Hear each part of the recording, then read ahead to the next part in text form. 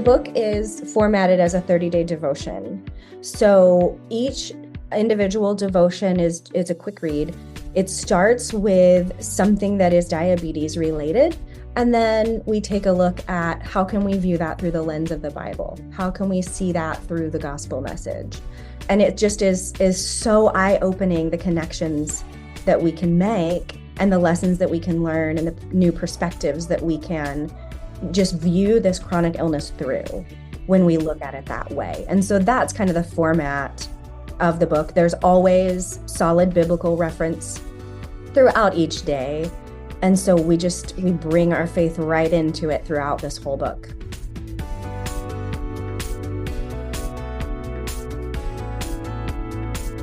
Welcome to the Type 1 and Midlife podcast. My name is Melissa Slemp, a certified nutritional health coach and the founder and CEO of Abundant Health with Melissa, where I help women with type 1 diabetes to feel more empowered and live their best life despite their diagnosis. Each week, I will bring conversations and strategies from guest experts and my experience living with type 1 for over 40 years now. So if you're a woman ready to redefine how diabetes can look and feel for you, then the Type 1 and Midlife podcast is the show for you. Well, hello everyone, and welcome back to the show.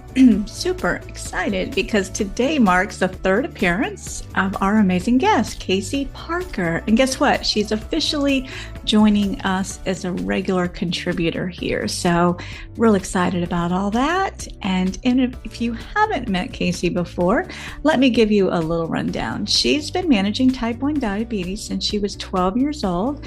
So you can say she's practically a pro at this, but that's not all. She's also a loving wife and an awesome mom of 2, and she's got a journalism degree to boot. And today we're kicking off a brand new series where we're going to be diving deep into how faith and our journey with diabetes intertwine. And we want to inspire all of you wonderful women out there to find strength in your faith, just like Kaycee and I have done. So, we both realized that having a strong community and trusting in a higher power really makes dealing with diabetes a whole lot easier. So get ready, because today we're diving into day 2 of Kaycee's incredible 30-day Devotions on Diabetes book, focusing on the theme of charting expectations. So, and hey, if you haven't had a chance to snag a copy of her book yet, don't worry, you have a chance to do that. You can simply just visit her website at devotonsondiabetes.com and get your copy. And throughout this episode, we'll be chatting about the connection between faith, personal growth, and managing diabetes. And we'll share our own experiences, swap some tips, and maybe even crack a joke or two, because we do like to have fun even alongside this disease that doesn't take a day off. So stick around, because it's going to be a fun and inspiring ride here on the show with us today. And before we dive in, and if you're in my circle, I am a follower of Jesus Christ, and chances are you are too. So this podcast is really all about embracing faith, especially as women in midlife. And let me tell you, navigating perimenopause with diabetes is no joke, but with a little faith or a lot of faith, we can handle anything life throws our way. And speaking of faith journeys, Kaycee's got an incredible story of her own about how her diagnosis inspired her to start writing and sharing her experience with the world. So get ready to be inspired, ladies. And all right, let's jump right in and explore how faith and diabetes intersect in our lives. And we hope this show inspires you as well. Nothing you hear on this Type 1 and Midlife podcast should be a substitute for professional medical advice. Please always consult your doctor before changing your diet, insulin dosages, or healthcare plan. Hello and welcome. I'm excited to welcome back Kaycee Parker. Hi, Kaycee. Hello, Melissa. How are you? I'm doing great. This is your third appearance on our show, and we have decided that I want you to come on back on a regular basis. So that is what we're doing, and today is going to kind of start that that theme, that goal that we have really is to kind of demonstrate how you and I have really brought faith and our growing faith and how it has intersected with our life with diabetes. And this is what we're hoping to kind of inspire other women to kind of have that strength because we can't do it by ourselves. That is for sure. Not only do we need community, but God in our life has really made it more doable, Yeah. a little more peaceful and hopeful. Yes. So, yeah. So that is what we're going to do. And, I'm going to start too in talking about you have a website and a journal, 30-day journal. And today we're going to reflect on one of your days. So it's 30 days. So today we're going to talk about day 2. And if you haven't had a chance to purchase this journal, you can go on devotionsondiabetes.com and we'll link all this in the show notes. So stay tuned for that, or you can click over there right now and take a look. If you have the journal, this is a perfect time to open it up and kind of walk through it the way we will today on this particular topic. So what's our topic today, Kaycee? Yeah. So we're going to dive into day 2. And I called this one Charting Expectations. Very good. So really good. So just let's start at the beginning too with and if you didn't you were episode 1 of this I show. was. Yeah, and we're coming up on a year. So we're recording this in early April. This show should air sometime in May if you're listening to us live, obviously. So we're coming up on a year. So this is just and we were talking before I hit record today, and I'm going to be very forthcoming with this and very bold with this. I am a follower of Jesus Christ. And if you are in my circle, and we both know too that Kaycee, you are as well, and that is what brought us here. Yes. This is what inspired me to create this podcast because and not to mention that it's considering women in midlife. So if you're over 40, there's a bonus with that because I talk a lot about the health, the complications, both emotionally and physically, that happen when we hit perimenopause and beyond. But my goodness, do we really need our faith to really help secure us in this journey? And I know we were brought together for a purpose. And this year, I want to continue to expand on this because this is really my focus as a podcast host and as a health coach and a woman living with diabetes. Yes. Yeah. And we have such a similar story in that. Mm-hmm. The only reason that I started the book and started the blog, published that's my faith journey. I realized at some point, right when I hit 30 years with diabetes, that my diagnosis, my chronic illness had a purpose, and that was reaching other people and encouraging them. Yeah, perfect, perfect. So we're going to start with charting expectations and one of the pain points, and you can definitely just jump in here if I get it off a little bit, please correct me. But just monitoring our blood sugar. I know we're jumping right into one of those pain points, and it's one of those things that we know how important it is. And being able to handling insulin adjustments when necessary. And that's random out of the blue. I know as we just kind of jumped over into that topic, but you reflect throughout your days, and maybe you can explain this better about how your journal is kind of written and how it's formatted. And then we can kind of talk about that particular pain point. I hope I don't use the word pain too much today, but it's those things that we have to face every day living with diabetes. And it's different every day, isn't it? It is absolutely. So the book is formatted as a 30-day devotion. So each individual devotion is a quick read. It starts with something that is diabetes related. And then we take a look at how can we view that through the lens of the Bible? How can we see that through the gospel message? And it just is so eye-opening, the connections that we can make and the lessons that we can learn and the new perspectives that we can just view this chronic illness through when we look at it that way. And so that's kind of the format of the book. There's always solid biblical reference throughout each day. And so we bring our faith right into it throughout this whole book. Yeah, yeah. And this particular day, you have a graphic, which is a chart, which is that CGM chart that many of us, again, if we're lucky enough to have a CGM, a continuous glucose monitor, because that can really be a game changer. And I don't think anybody would argue with that point. But it's such a visual of how we chart not only our blood sugar all day, but just the feelings and the emotions that kind of bump up against that. Yeah, for sure. Yes. In the book, I basically am showing it's not in the book side by side, but it's really a comparison of this is how I think my day is going to go. And it's this like lovely, beautiful chart all in range. Like, this is what I Mm-hmm. expect. And then the other chart is really how my day went looking back on it. Mm. Average day. We hit bumps, and it's not just diabetes, it's the flat tire that my husband and I literally had on Sunday. It's the washer breaking, all the things in Yeah, life.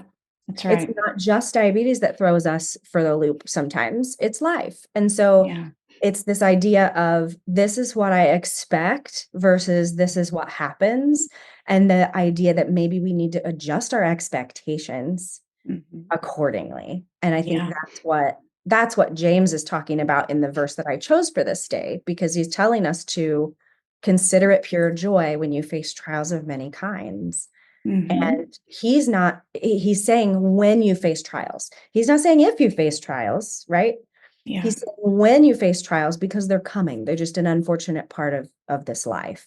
Yeah. So to me, that's huge when I'm thinking of expectations. If we think trials will never come, diabetes or otherwise, when we're surprised when it happens, we're going to be discouraged over and over and over. But Mm-hmm. because trials are just a part of this life, we should expect Yeah. them. And that's what Yeah. he's saying in Yeah. this passage. Yeah. And, you bring up a point too. I think the word trial, because I think we're all in life are used to, the good and the bad, things that are going to happen. We always seem to run to God when things are good. We're praising God, which is good. Gratitude is really our first step. He wants us to be grateful and to recognize that. It always seems to minimize the bad. I know that helps me in the morning when I'm in the Bible, and to remember to start with gratitude um, and to praise, to praise what is going good. But when we talk about diabetes, because this is a health complication, and this conversation can be applied to all, to everyone with different health complications, whether it's acute and things that you're going to the ER for, or chronic where there is no day off. When you say a trial, that this is something that hey, guess what? This is what you've got to face for, until there's a cure, we'll stay tuned on that. So what do you say when people, maybe there's been some responses with people in your community about it's a lot to swallow a trial. So how can we do that? Yeah. Yeah, Yeah. absolutely. Diabetes is a trial of this life. Mm-hmm. There's no doubt about that. There's no denying that that's a tough journey and it's a long one, right? So I think being proactive is something that has helped me, and that's something that's come over time. But if I can be more focused on the proactive side of diabetes, it means I can be less reactive. And I feel like Mm-hmm. that approach helps me to have better control overall, just better overall management. I hate to use the word control, Oh, yeah. You but just read my mind. Yes. It but slips manage, out, doesn't right? it? But mm-hmm. It does. It does. Mm-hmm. Um, so if I'm being proactive, I'm doing things like I'm pre-bolusing for meals and I'm counting carbs as accurately as I can to help Mm-hmm. prevent Mm-hmm. the post-meal roller coaster, right? Mm-hmm. Or I am checking blood sugars before and during exercise, adjusting accordingly, being preventive minded. Mm-hmm. Maybe I'm looking for, trends in blood sugar numbers and making adjustments with that. with insulin needs as soon as I can identify that to help prevent things down the road. And so just there are things we can do to manage our diabetes in a more proactive way, which I think lessens the blow of things as life happens and trials come. And I think that's important. And that just comes with time, with experience to be able to be more and more proactive. Unfortunately, there's really no escaping the trial of type 1 diabetes. It's here for the long haul. And so our question really is, what's our expectation and what do we do with this? Yeah.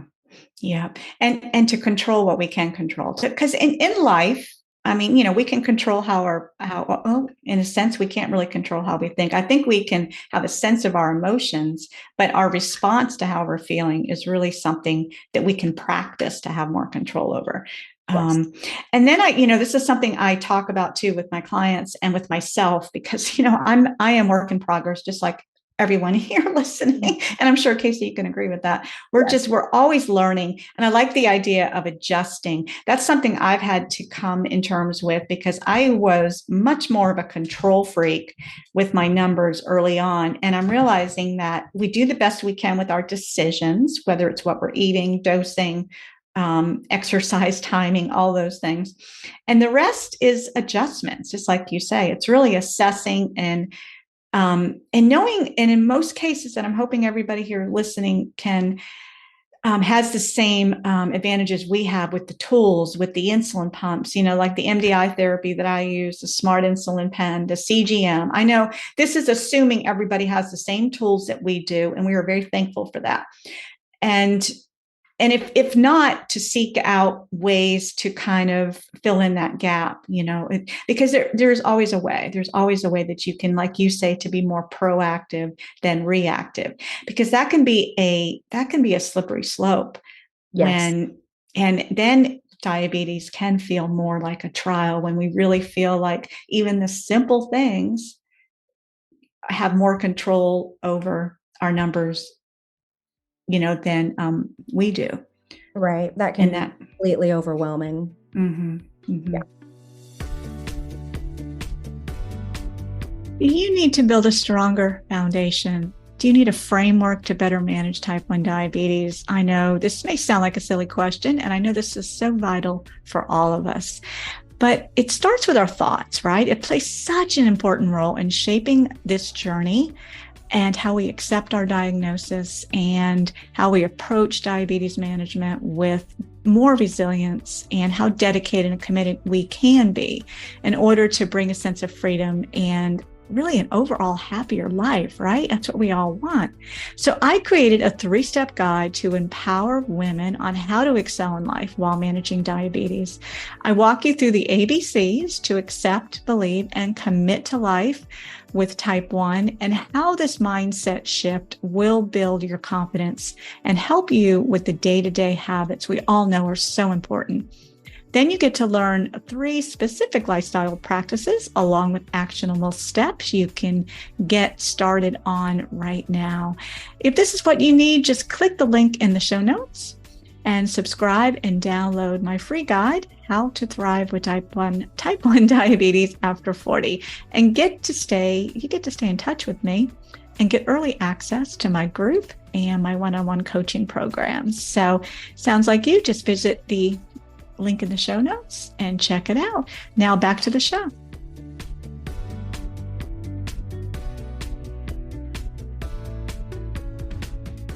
And you mentioned the flat tire.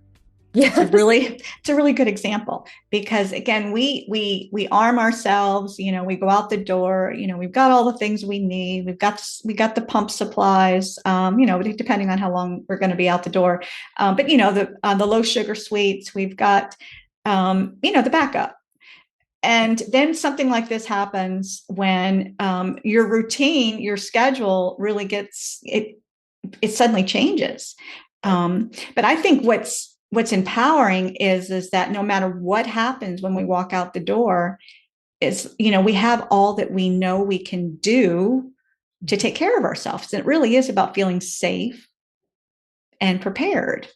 Yeah. That's all we can do. That's all we can prepare ourselves the best we can. and deal with what comes because Yeah. we it's when we face trials. Obviously of different sizes, right? Yeah. A flat tire's fixed, it's fine. You know, that kind of Right. thing.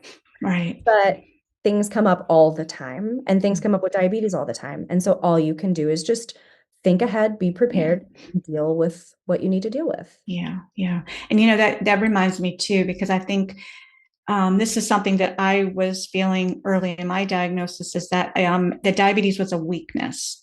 It was something that made me feel less of, right? And I think that's very common for newly diagnosed or different stages, And I had an earlier episode with, oh, my brain just went empty, which is part of menopause because I'm trying to think of her Yeah. name. Give me a minute, but it was about self-sabotage. Mm, And we just touched the surface on that topic because it's so easy to we talk about the slippery slope where we can, things just didn't work out. We wake up with a high blood sugar and then we think the rest of the day is just not going to ever even out. And that can just be, it can be devastating for an hour, but it doesn't have to ruin the day. But just putting it in perspective, I think really does help. And one of the things that I try to emphasize too, like we were talking about a minute ago, are the things that we can control. mhm, So, what are some things that you feel like you're in control of, mhm. daily habits, your routine that helps support your diabetes? And maybe something that you've just recently learned. And I'm going to share mine too as well, as soon Yeah, as you, and they might be the same things. You never know. you never know. So one of the things that I love is something we've already been talking about, and that is my CGM.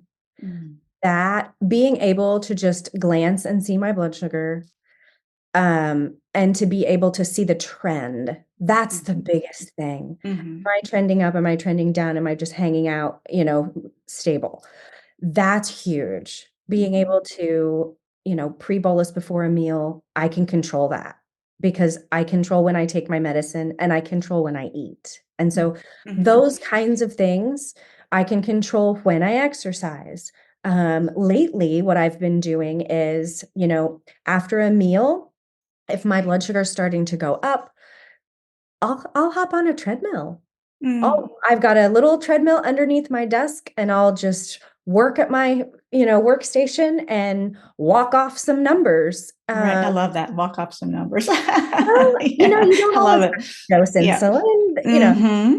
There's, So, and I can literally watch it go down. So that is amazing to me. I think that's given me a sense of more control, than I used to have without it.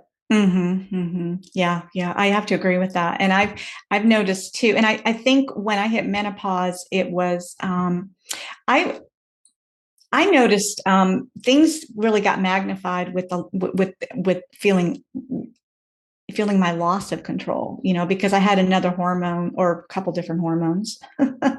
You can listen to other episodes on that. We're not going to dive too deeply into that today, but just that feeling that there's a lot more variables right now that are really impacting my insulin sensitivity. But I had to really rein in the things that I knew I was doing consistently and just kind of trying to optimize them. The big thing, and I talk about this a lot, is just getting in more protein and strength training, which optimize. And those are things that are already in my routine. Mhm. Protein is an ongoing thing because that is just something we got to have a strategy about having that protein source available and consistent. But again, it's something I can control because I can take time to make that a priority. And it doesn't happen overnight, and the results don't happen the same hour you're doing it because I think that's just false hope. But it's just knowing that you're putting in the work and the time and that you're saying, okay, these are things and that does help to empower us, you know? Mhm. I And think this, any time that we yeah, can do something that helps impact our diabetes in a positive way, we just feel more empowered, to have better management, and that yeah. encourages us to continue those habits. Yeah.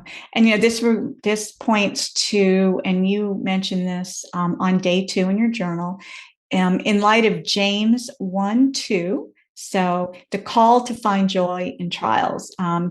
And you just shared some personal stories about how this is possible within our journey. And I think we've just given a really good example of how this celebrates the impact and the approach that we can take with managing our diabetes. And I'm actually going to pull it up. I've got the journal in front of me.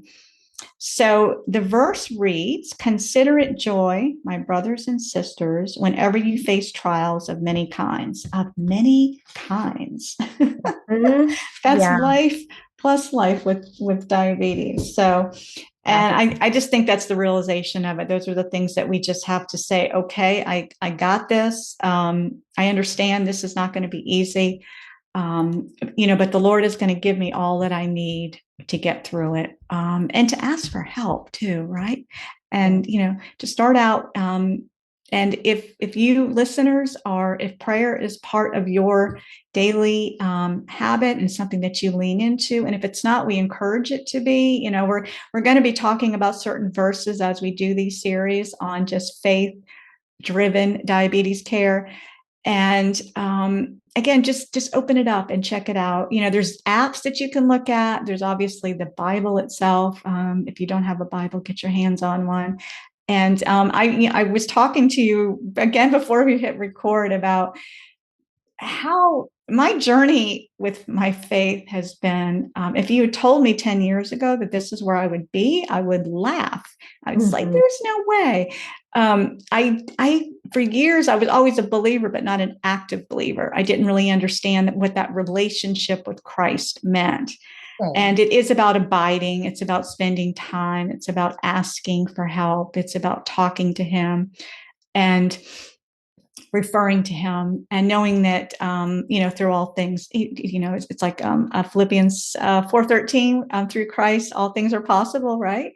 It really is. So, and there's apps, there's the Bible app, there might be a few others. That's the one that I have on our phone too. They have a daily reading, an inspiring thing. They usually have somebody on video there doing that for you. Just to kind of guide you. So there's ways to get this into your life, and to get it into your day-to-day care. Yeah. And the other thing too is, when I started the website, one of the things I wanted to do, of course, was, help people connect diabetes and faith. And so I started creating some Bible reading plans, and they are tailored for the things we go through with diabetes, the emotions we have, the struggles we face. And so there are topic specific reading plans that you can just go on to devotionsondiabetes.com and just download for free. Perfect. So yes. You can pick what you need, right? Yeah. Is there a way to search based on feelings or emotions? Yeah, absolutely. Oh, I love that. Yeah. Just on the homepage itself, in the top right, there's a little search icon, and you can search anything if you want. Perfect. Yes, you got your own Bible app going on. I like it. Well, I don't know about that. But it's not quite an app, but it's a great resource. So really good. It is. Yeah, just depending on what you're going through, you can really nail something down and help. Yeah, absolutely. So what about community support? Again, today we're talking about charting our expectations, just realizing what reality is with the day-to-day, and what's possible. So what do you think about community support? I know we're both pretty active on social media. We're just trying to share what we know and our life with diabetes. So so how has that kind of come into your circle too? I have come to really appreciate diabetes community as a whole. I think there's tremendous value in having that community, and just being a part of it, being around it is very helpful. God created us for community. We're not designed to live, independently, live life alone. And trying to do this whole diabetes thing alone, I don't feel like generally works out very well. It's just important to be surrounded by people who understand what you face, what you're going through. They can relate to you, they can encourage you. And for myself, I connect with community in a few ways. One would be like what we're doing now. When I first got the idea for the Devotions on Diabetes book, it was when I realized my diagnosis had a purpose, and that was to reach out and encourage and help other people, both with diabetes, but then also in their faith walk. And so that's why Mm, I started the book and the blog. And it's the feedback I've received has been amazing. I've met friends who I likely would never have met before, you being mhm, one of them. mhm. So it's a wonderful journey and way to connect with other people. The other thing that I'm loving is your community on honey health on Yes, the yes. videos, the practical information that you share, super helpful. And, honestly, just having access to something like that is huge. It's a complete Hmm. free Hmm. resource. Hmm. And they've got instant connection with, other people in the same position they're in with diabetes, Yeah. various diabetes providers. Tons of different areas of diabetes are covered in this app. Yeah. And it's just really easy to reach out to other people there or encourage someone else someday. Hmm. Hmm. It's just a Yeah. beautiful community. So I believe it's vital to have that community. Yeah, it sure is. Yeah, You it sure deserve is. that, right? Hmm. Yeah. You need to surround yourself with people who get it and can walk with you. Hmm. Absolutely. Yes. Well said. Yeah. And that's something that, yeah, we'll definitely link that community. It's a Honey Health Diabetes app. Mhm. And I encourage everybody to check it out. It's nice because it's off social media. Right. It doesn't have the noise, the various noises on social. It's very focused, obviously, on the diabetes space. So yeah, and you're going to be on that app here soon. A little birdie told me. So more to come on that. Yes, this is supposed to be this spring, so hopefully pretty soon. Yeah, yeah, we'll I'm share more excited. about that. Hmm.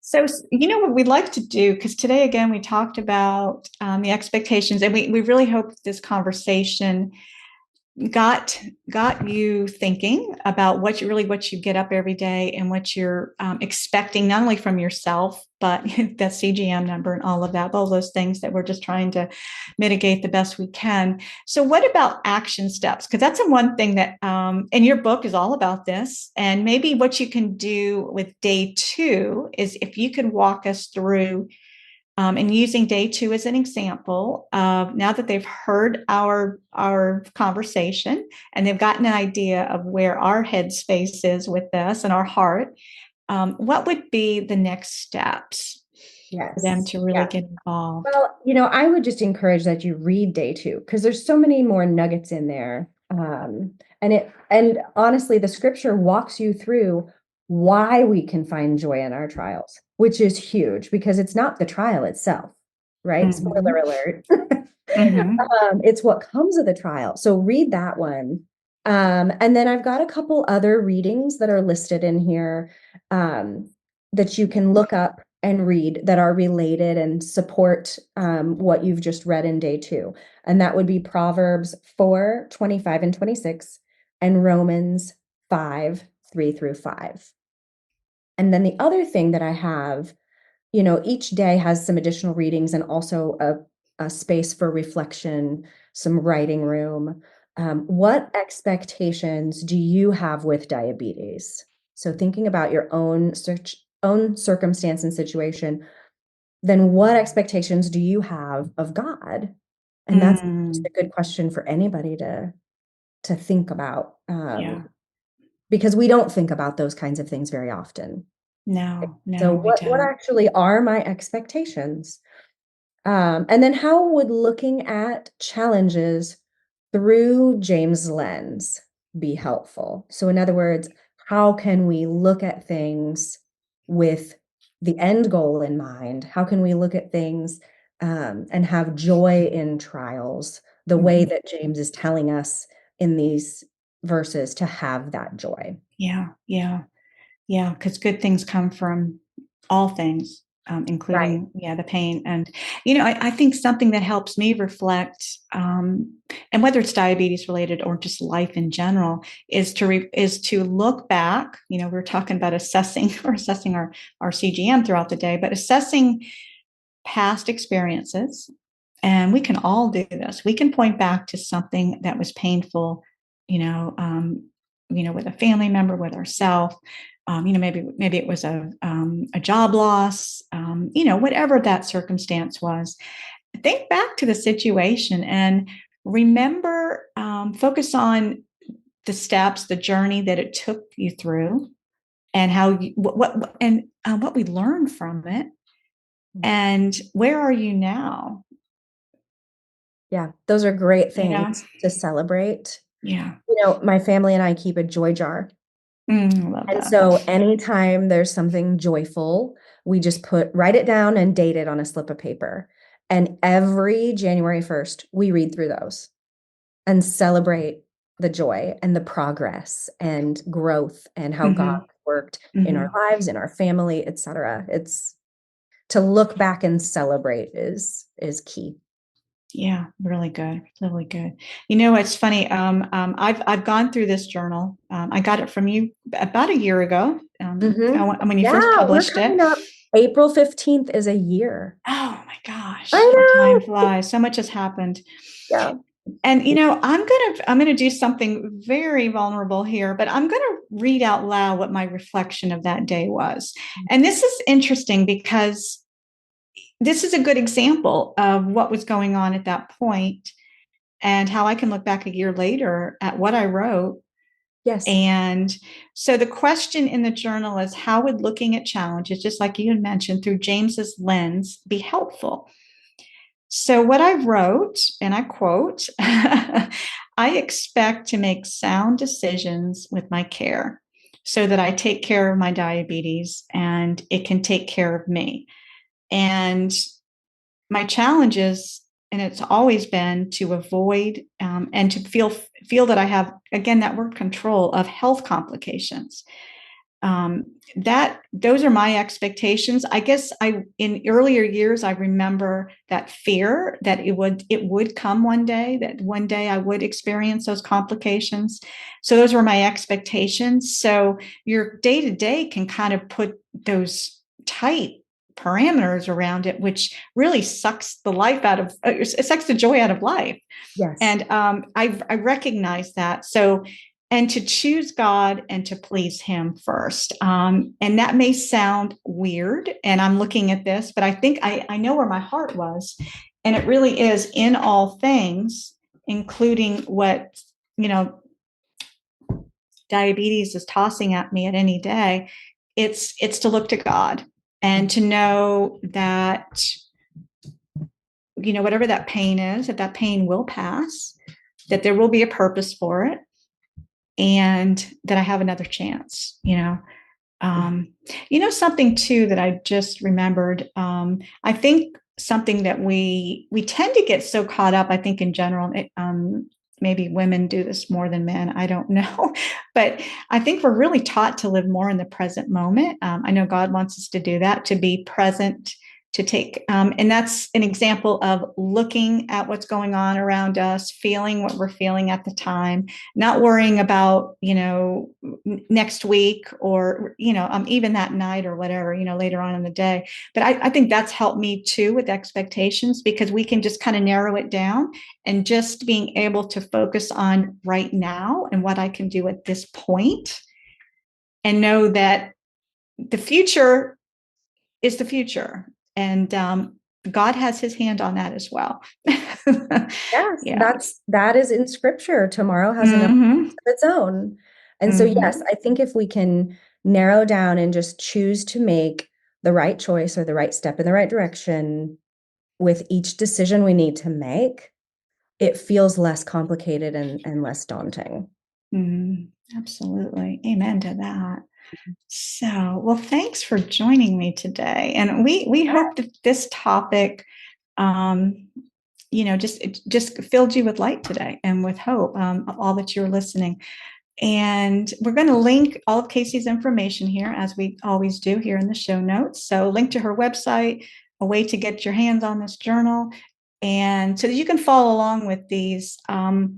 We're going to probably be doing these. We don't have a time frame right now, but at least once a month, we want to have one of these topics, and then how it's going to be directed back to our faith and our strength in God, and how He can get us through it and empower us to do that. So stay tuned for more, and definitely keep in touch and share this episode with other ladies that you know need to hear it, so we can keep this community growing. Yeah. Thank you so much for having me, Melissa. It's awesome to talk to you. You're welcome. Well, Let's everybody have a yes. Well, manage those expectations today and be easy on yourself. Go easy on yourself. It's all going to work out. And please stay in touch with Kaycee and I. And we will be back in here same time next week. Bye for now.